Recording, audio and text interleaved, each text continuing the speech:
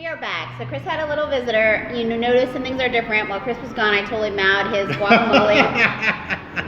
Unofficially, Chris has, seriously, some ridiculous guacamole. Oh, and then he was out there grilling. My daughter, during the intermission, came in and you notice there's a skewer missing. I don't want to name names. Beautiful, yes. But there's a 6-year-old whose belly's a little bit full. And I went in and got some of that chorizo. So I want to talk every single good idea, every single good thing starts with like a vision. Yes. And so Chris's vision has changed, right? It's changed. Now you have food, and it sort of speaks to this community that you're creating. Yes. What do you hope when I come back and we have this discussion again? I'd love to come every year and just hear what you're doing. What's the point of food? It's like this community that you're creating. Chris wants this vision, and it's, I don't know, it's very a sweet sentiment to me what he's doing. Talk about this food concept. Well, the thing is, it's very simple concept. When I have friends coming in, Okay. I don't want them to leave here like hungry. Right. So that's exactly the entire concept of having the grill was. My friends were visiting, and I just wanted to, when they come, I just wanted to make sure. They could have a crappy day here, good time, bad time, but the most importantly, I just wanted to make sure when they're here, they get fed. Your belly's full, your mind is satisfied, and your drink is topped off. And my thing is, when there's food, right, there's a drink, and there's a good friends, 99% of the time, the party's going to be all right. It's going to be, yeah. Things cannot go wrong. By the way, I brought this for Chris. This is brewed in Los Angeles. This is all about, like, makers of downtown Los Angeles. Like, Chris is creating, that's another element to his work that if you didn't know, he's got a commitment to creating out of downtown Los Angeles. And sure, what you find a lot now is that people outsource, right? Certainly, could the product be made cheaper? Could it be made faster? Could it be made whatever? Yes. But you aren't going to get this. You aren't going to get Catan on Wednesday. You're not going to get me popping into the store saying like, oh my God, Chris, try this. It's brewed in Los Angeles. Let's have it while we're here, where you make your bags in downtown Los Angeles. You're not going to walk up and see Chris grilling, right? You don't see that on like this mass-produced scale. And so I think, to me, that's what's so attractive about your product. It's like, I think it's a lot easier for me because I've been to the road before. This mass production. Right. The focus being about the profit and money. I was there before and I knew I didn't like it too much. And it kind of just didn't work out for me. So in 2013, I just changed the entire concept. Okay, I'm gonna stop chasing the money. I don't want the money to be the sole driving force of what we do. And I wanted to make sure it's, instead of profit, I wanted to be, we just wanted to create something beautiful, something meaningful. So that mission has actually, it wasn't that I was thinking every single move. When we have a mission, when you have a goal, it gets a lot easier because you already know what your destination is going to be. So how do you change your elements to go to the destination? Because that's every little change we make, from upgrading the leather, upgrading the materials, the name inscriptions, the upgrading the experience. Yeah, it's all. It's not like it's individual ideas, but it's not. It all happened because we had a goal to make something that's so meaningful for the rest of your life. So this customization also is part of that big scheme of things, and making something that's meaningful and that's beautiful for the rest of your life. And that's what everything else changes to meet that goal. So when you have a purpose in life, it tends to make things much easier. And we go through life a lot of times without purpose. This is something I don't talk about myself that often, but I do want to share that I am like kind of on this path of continuous improvement, trying to be more thoughtful about where and how I spend my time and who I spend my time with. And it's this process of continuous improvement that I think is really mirrored in, there was this whole hour that you guys didn't see where we were like out there barbecuing and hanging out, and I was like, try this drink, oh my God, and he's like, it's 20% alcohol, and are we red? We're probably red. Well, we're red, we don't care. Cheers. But anyways, that's the thing about Chris. Like when you meet him, you know, for me, it's this process that I started sort of late, like trying to be more conscientious about the person that I want to be.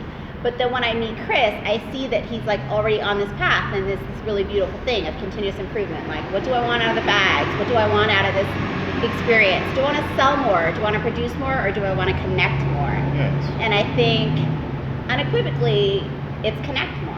And it's this beautiful thing. We're like, hey, why does he invite you down here on Wednesday? Does he, because he thinks he's going to sell you a bag? Not at all. It's because he thinks he's going to connect and have the greatest excuse to put your phone down for 3 hours. Yes. And so if you didn't know that, and if you're one of those people that never stops to take a second and look up and say like, what kind of person do you want to be? You should stop for a minute and say like, what do I want to be? What is this company about? If you're in charge, like Chris is, to have that thoughtful process. And I think that's what I think for me is so interesting about you. That you're not just SANDAST downtown in Los Angeles selling bags. You're like this process. It's changing, it's improving. The SANDAST that you knew last year is not the SANDAST that you see. Yes. And the thing is, because of the nature of how we make bags, it requires constant communication with the buyers. Right. Because when you do custom works, you always have to be in touch. But you know, one thing I've found that's so gratifying over the years is now I have a friends all over the place. Yeah. I go to New York and I have a friend that I can go dinner with. He's a client, but it's no longer a client now. It's more like, it's not just business. Yes, it's just getting to know some amazing people. Yeah. Having the drinks and hearing their side of the story. And hey, I'm making a living out of what I love to do.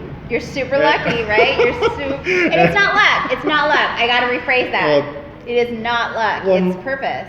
But the thing is, I consider myself so fortunate. Yeah, you're blessed. I love what I do. Every time I'm in my studio, whether it could be grilling or walking on the leather or talking to you or painting, I'm having a blast.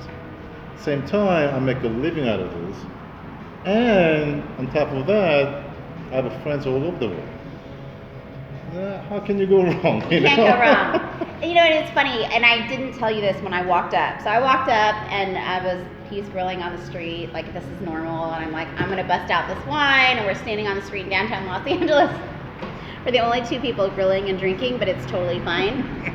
And I did want to correct Don't you. worry, the cops are all my friends here. Right? That's the first step. If you're going to be grilling and drinking illegally on the street, be friends with the cops. And I did want to correct you because Chris said something to me that I was like, that's not true. So you didn't even know this. Chris says to me, I don't know how all these people just walk into my life. Oh, yeah. And we make these amazing connections. And he says, I'm so lucky. And I want to say, you're not lucky. You're open. And that's why you have these, in your mind, you're like, oh, how interesting that these people just come in. But you know how I met Chris, and I don't know if I said this on the last video, is I just thought, I love your story. I love that you're like, I'm committed to producing in America. I'm committed to making this work, even when times got bad, right? And I thought his story was like beautiful. And so I reached out to him and I was like, there's probably like a 1 in 100 chance this guy who co-designed a bag with Blake Lively and who, there's an article about Chris that says like, you're the bag guy for Johnny Depp, right? And I thought there's like a 1 in 100 chance this guy's gonna say like, yeah, I'll sit down with you, come into my studio.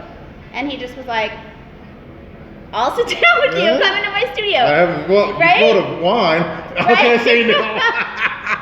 And so I wanna correct you. It's not that like, life happens and you're lucky, it's that you're open and your heart is open and you have this great outlook of things. And so I feel like people that have that outlook on life, they think it's luck, but it's really like you bring these opportunities your way because you're always open. You're always saying like, oh, you didn't like that about my bag?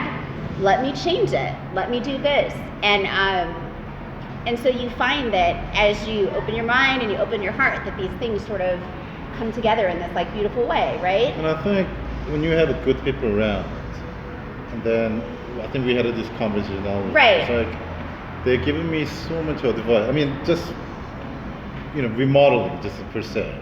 Talk about that for a minute. Can I interrupt you to Yeah, say, talk sure. about, so the studio looks, honestly, it's like it's 180 from when I toured you through the studio last time. And we are maybe halfway there. Right. But at least this side in the studio is done, which makes me very happy. But it started as a simple, one of my good friends told me. Okay. I had my workstation in the back. He said, Chris, you should move your workstation from the back to the front so that when people walk in, you could say greetings to them. Mm-hmm. And that's the number one thing. It's like, you know what, you're absolutely right. Because he was absolutely right. So it was a simple move of moving my workstation from the back to the front. And I realized it's just little things at a time. Like one of my friends actually, his name's Matt, and he's a directing of, and he told me, Chris, you have too much lights. And people don't like to drink when there's too much light. It's like, do you ever walk into a bar and it's like lit up like a full on. studio? No, it is not, right? You see, the lights are dark because we look sexier. Yeah. And so we're like, you're let's, always such a course.